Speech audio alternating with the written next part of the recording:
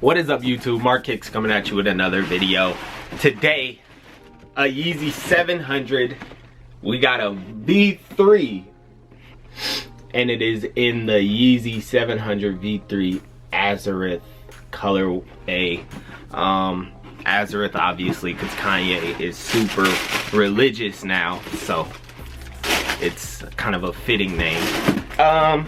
This is a shoe that I honestly really don't like. I don't like anything about it. I think it looks so weird, but it being weird, and I think the Yeezy name has kind of came along with just interesting looking shoes, and I think this goes along with that. So it being weird, it sold great, it's still reselling great.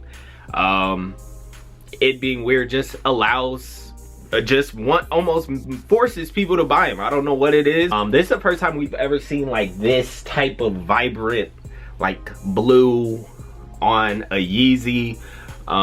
It does glow in the dark, as these like rib parts of the upper I think will then glow in the dark. You might have to shine a light on them and then turn off the lights.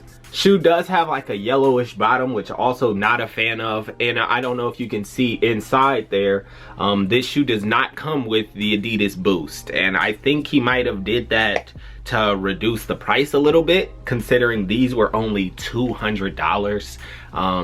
So it uses that Adidas EVA foam and no boost, so probably not as comfortable as a normal shoe, as a normal Yeezy, but it does reduce the price, which I'm always for.